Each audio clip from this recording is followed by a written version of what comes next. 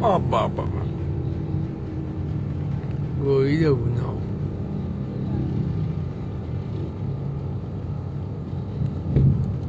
여호도. 이란은 47년 동안 2천억 달러를 들여 자국의 공군과 방공 시스템을 구축했습니다. 하지만 미국과 이스라엘은 단 몇 시간 만에 그것을 완전히 파괴했습니다. 완전한 공중 지배력을 충격적으로 보여주는 장면에서 우리는 이제 첨단 F-35 전투기가 30년 된 이란 훈련기를 파리처럼 손쉽게 격추시키는 영상을 보게 되었습니다. 한번 보시죠.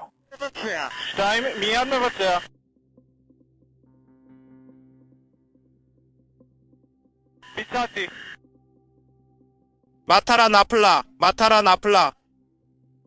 공격을 계속합시다. 이제 결과와는 상관없이 이 전투기는 사실 이란에서 가장 성공적인 전투기 중 하나였습니다. 적어도 이륙에는 성공했으니까요.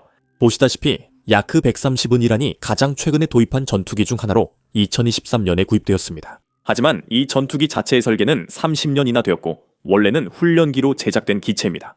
그리고 이란은 이 훈련기를 이용해서 F-35와 싸우려고 했던 거죠. 그래서 결과가 그리 놀랍지 않습니다. 하지만 이란 공군 대부분이 거기까지 가지도 못했다는 점은 놀랍습니다. 전투기들은 경납고 안에서나 아니면 이륙 준비를 하던 활주로에서 파괴되었습니다. 트럼프 대통령은 이란 방공망 무력화 소요 시간에 대한 질문을 받고 그의 대답이 모든 것을 보여줍니다. 한번 들어보세요. 그들은 해군과 공군이 없습니다. 그들은 대공 장비도 없습니다. 전부 파괴됐습니다. 그들은 레이더도 없습니다. 그들은 통신 장비도 없습니다. 그리고 그들은 지휘 체계도 없습니다. 전부 사라졌습니다. 그러니까 그 말을 보면 알 수 있습니다. 우리가 지금 이 자리를 떠나면서 이것을 엄청난 성공이라고 부를 수도 있습니다. 제가 그렇게 부를 수도 있고 아니면 더 나아갈 수도 있습니다. 그리고 우리는 더 나아갈 것입니다. 하지만 그 전쟁에서의 큰 위험은 이미 3일 전에 끝났습니다. 우리는 처음 이틀 만에 그들을 완전히 쓸어버렸습니다. 생각해보면 정말 놀라운 일이죠. 우리는 강력한 해군, 아주 큰 해군을 완전히 쓸어버렸습니다. 알다시피 이건 진짜 배들이었어요. 이건 정말 대단한 배들이었고 전투에서 이기고 싶을 때 사는 그런 배들이었죠. 그런데 지금은 전부 바닥에 가라앉아 있습니다. 선원들은 모두 배에서 도망치고 있어요. 그들은 배에 타는 걸 거부하고 있습니다. 공군도 사라졌습니다. 모든 게 다 사라졌어요. 미사일도 이제 거의 남지 않았습니다. 드론도 아마 25% 정도밖에 남지 않았습니다. 그리고 곧 아무것도 남지 않을 겁니다. 드론을 생산하던 공장도 공격받고 있습니다. 지금 이 순간에도 그곳이 타격을 받고 있습니다. 그래서 나머지는 어떻게 할지 결정하는 문제입니다. 저와 트럼프 행정부의 태도 그리고 우리의 의지가 중요합니다. 사실 우리는 이란이 매일같이 드론과 미사일을 얼마나 많이 발사하는지만 봐도 이를 확인할 수 있습니다. 화면에 있는 차트를 한번 보시죠. 첫째 날에 이란이 300개 이상의 미사일과 800대 이상의 드론을 발사한 것을 분명히 볼 수 있습니다. 하지만 그 이후로 그 숫자는 크게 줄었고 그 추세는 계속 이어지고 있습니다. 물론 화면에서 보시는 것처럼 8일째와 같이 이란이 드론을 많이 발사하는 날도 있습니다. 하지만 그럼에도 불구하고 다음 날에는 다시 하락세를 보이고 있습니다. 전체적으로 이것이 우리에게 말해주는 것은 한 가지입니다. 매일매일 이란은 보복할 수 있는 능력을 잃어가고 있습니다.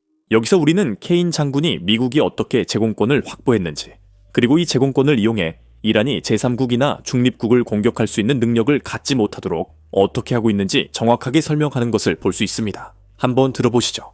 지난번 업데이트 이후로 미 중부사령부는 남부 전선 전역에서 계속해서 진전을 이루고 있습니다. 지금까지 5,000개가 넘는 표적을 타격했습니다. 미국 전략사령부 폭격기들은 최근 남부 전선 전역에 깊이 매설된 미사일 발사대에 2,000파운드짜리 GPS 관통 무기를 수십 발 투하했습니다. 우리는 또한 그들의 자율 능력의 핵심을 겨냥해 일방향 드론 공장 여러 곳을 타격했습니다. 그리고 물론 남부 전선의 지역 파트너들과 함께 전투기와 공격 헬리콥터를 이용해 일방향 공격 드론에 대한 요격 작전을 계속 수행하고 있습니다. 우리의 타격으로 인해 이란에서 발사되는 미사일과 드론 공격의 수를 크게 줄이는데 상당한 진전을 이루었습니다. 탄도미사일 공격은 초기 대비 90% 감소하며 계속 줄고 있습니다. 그리고 일방향 공격 드론은 작전 시작 이후 83% 감소했습니다. 이는 우리 방공 요원들과 방공 시스템의 우수성을 입증하는 것입니다. 그리고 말씀드렸듯이 이 지역의 우리 파트너들도 계속해서 훌륭한 일을 하고 있습니다. 둘째, 해군 파괴에 큰 진전을 이루고 있습니다. 분쟁이 시작된 첫 열일 동안 우리는 포병, 전투기, 폭격기, 그리고 해상 발사 미사일을 조합하여 50척이 넘는 이란 해군 함정을 무력화했습니다. 쿠퍼 제독이 지난 목요일에 언급했듯이 우리는 이란에 들어온 운반함을 타격해 침몰시켰고 미 중부사령부는 오늘도 계속해서 기로의 부설선과 기로의 저장시설을 추적하고 타격하고 있습니다. 이 작업은 계속될 것입니다. 세 번째로 우리의 목표에 따라 우리는 이란의 군사 및 산업 복합체를 타격하기 시작했습니다. 다시 한번 현장에서 공격을 가하는 자들보다 앞서 중추적인 거점에 집중함으로써 그들이 일방향 공격 드론을 계속 생산할 수 있는 능력을 차단하려는 것입니다. 이제 케인 장군이 보여준 그래프에서 공유한 타임라인을 설명해 드리겠습니다. 하지만 그 전에 아래에 있는 좋아요와 구독 버튼을 눌러주시면 감사하겠습니다. 알고리즘상 저희의 큰 도움이 됩니다. 이제 차트를 보겠습니다. 아래 타임라인이 있으며 작전은 2월 28일에 시작됐습니다. 3월 1일 약 40시간, 어쩌면 42시간 정도가 지난 후에 이스라엘은 테헤란 상공에서 제공권을 장악했습니다. 다음날 미국은 폭격기 부대, 즉 B2, B1, 그리고 B-52를 배치했습니다. 그리고 그 다음날 이란 해군은 아라비아만 호르무즈 해협 오만만에서 사라졌습니다. 그 이후로 50척이 넘는 이란 해군 함정이 침몰했고 그 강도는 전혀 줄어들지 않고 있습니다. 국방장관 피트 헥셋은 앞으로 24시간 이번 작전 전체에서 가장 치열할 것이라고 발표했습니다. 폭격기, 전투기 등 모든 것이 더 많아질 것입니다. 들어보세요. 오늘도 이란 내에서 우리의 공습이 가장 치열한 하루가 될 것입니다. 가장 많은 전투기, 가장 많은 폭격기, 가장 많은 공습, 그리고 그 어느 때보다 정교하고 뛰어난 정보가 준비되어 있습니다. 한편으로는 지난 24시간 동안 이란이 지금까지 발사할 수 있었던 미사일 중 가장 적은 수를 발사했습니다. 바로 그 양분화, 그리고 우리가 첫 브리핑에서 이야기했던 추세선들입니다. 지금은 2003년이 아닙니다.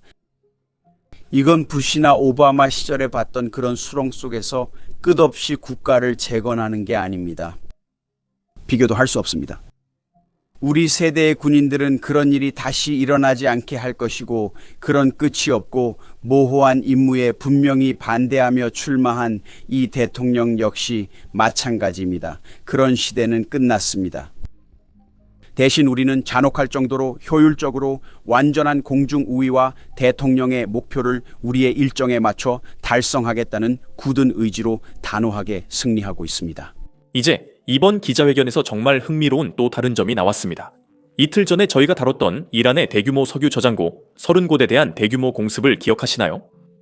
전쟁 장관 피트 헥셋에 따르면 그건 미국의 공습이 아니었습니다. 이스라엘의 공습이었습니다. 그리고 공개 발언을 보면 미국은 이를 승인하지 않은 것 같습니다. 한번 들어보시죠. 콘레드는 게이트웨이 펀딧 출신입니다. 악시오스는 미국과 이스라엘 소식통을 인용해 미국이 이란의 30개 연료 저장고에 대한 공습에 만족하지 않았다고 보도했습니다. 이것이 익명의 소식통이긴 하지만 어제 도널드 트럼프 대통령이 말한 내용과도 일치하는 것 같습니다. 즉 에너지, 인프라와 관련된 재건하는 데 오랜 시간이 걸릴 특정 지점들은 공격하길 원하지 않는다는 것이죠. 그리고 이 보도가 사실이든 아니든 대통령을 지지하는 미국인들과 이 전쟁을 별로 원하지 않는 미국인들에게 전하고 싶은 메시지는 무엇입니까? 그리고 이스라엘이 미국의 지원을 이용하고 있다고 걱정하는 사람들에게는 어떤 메시지를 전하고 싶으십니까? 그리고 의장님께 질문드리고 싶은데요. 내륙으로 이동하고 있다고 말씀하셨는데 이란이 자국 영토 상공에서 전투기를 격추시킬 수 있는 능력은 어느 정도입니까? 그리고 그것이 더 큰 지상 작전으로 이어질 수 있는 구조 작전을 촉발할 가능성이 있습니까? 이스라엘이 이번 노력에서 매우 강력한 파트너였다고 말씀드리고 싶습니다. 그들이 다른 목표를 가지고 있을 때 그들은 그 목표를 추구해 왔습니다. 궁극적으로 우리는 우리의 목표에 집중해 왔습니다. 하지만 이란이 느낀 것은 세계에서 가장 강력한 두 공군의 힘입니다. 그 특정한 경우에는 그것은 우리의 공격이나 우리의 목표가 아니었습니다. 또는 반드시 우리의 목표는 아니었습니다. 하지만 대통령은 그런 우려에 대해 우리가 어떤 방향으로 끌려가지 않을 것임을 분명히 했습니다. 우리가 주도하고 있습니다. 대통령이 주도하고 있습니다. 그는 우리가 어디로 가고 싶은지, 결과가 무엇이 될지, 최종 상태가 무엇인지 아주 예리하게 결정하고 있습니다. 그리고 저는 그런 우려를 이해합니다. 왜냐하면 그런 일을 겪은 많은 사람들로부터 이야기를 들었기 때문입니다. 저 역시 20년 동안 그런 전쟁을 직접 겪으면서 끌려 들어가는 것에 대해 걱정했고, 임무 확대나 국가 재건, 민주주의 확장에 대해 걱정했습니다. 대통령이 이 문제에 대해 추구해온 관점은 결코 그런 것이 아니었습니다. 이전 대통령들과 이전 장관들이 어떤 명확하지 않은 목표를 향해 더 많은 자원과 인력을 투입하기로 결정했다고 해서 오늘날 세상이 꼭 그렇게 흘러가야 한다는 의미는 아닙니다. 사실 미국 국민들은 다른 접근 방식을 선택했습니다. 하지만 대통령은 처음부터 이란이 핵무기를 가질 수 없다고 분명히 밝혔습니다. 하루 전만 해도 AXO는 행정부가 실제로 평범한 이란인들에게 서비스를 제공하는 인프라에 대한 이스라엘의 공격을 우려하고 있다고 보도했습니다. 그리고 이것이 중요한 이유가 있습니다. 행정부가 공식적으로 정권 교체가 목표 중 하나라고 발표하지는 않았지만 모든 정황이 실제 전략이 그것임을, 적어도 우리가 바라고 있는 것임을 보여줍니다. 하지만 민간인들에게 영향을 미치는 인프라를 공격하는 것은 역효과를 낼 수 있습니다. 즉, 이란 사회가 정권에 반대하기보다는 오히려 정권을 중심으로 뭉치게 만들 수 있다는 뜻입니다. 게다가 이런 행동은 유가를 상승시키기도 하는데, 이는 민주당이든 공화당이든 모든 행정부가 피하고 싶어 하는 일입니다. 어제 트럼프 대통령은 이란 국민들에게 정권 교체와 지원 의향에 대한 메시지를 전할 생각이 있는지 질문받았습니다. 그의 답변을 들어보시죠. 대통령님, 이란 국민을 돕겠다고 약속하셨지만 군사 목표 달성 후 싸움을 끝낼 생각이신 것처럼 들립니다. 그들을 돕겠다는 약속을 어기는 배신 아닌가요? 저도 그렇게 하고 싶지만 그들이 제대로 행동해야 하죠. 하지만 그들은 위협적이었어요. 그래도 좋은 사람들이에요.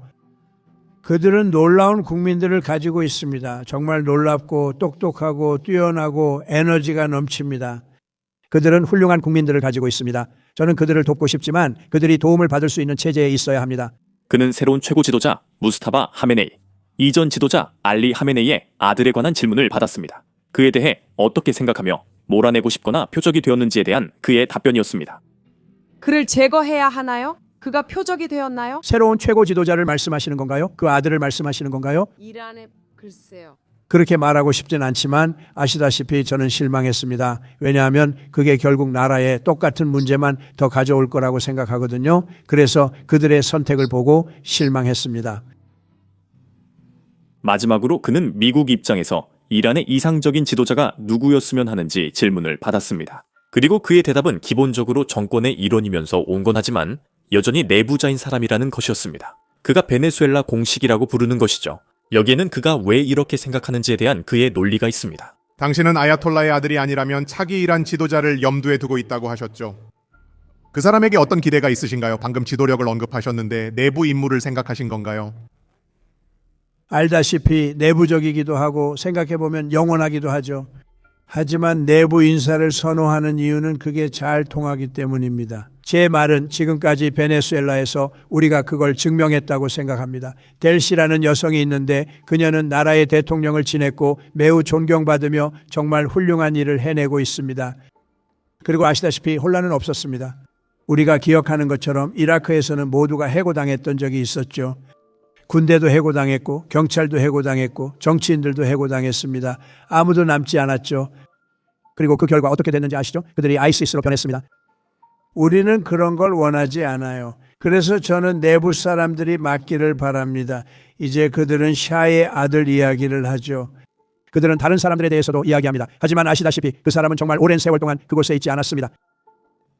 우리는 지금까지 매우 효과적이었던 공식이 있습니다. 앞으로도 계속 좋을 거라 생각합니다. 베네수엘라와의 관계는 특별합니다. 똑똑한 나라죠. 우리는 지금 1억 배럴의 석유를 뽑아냈습니다.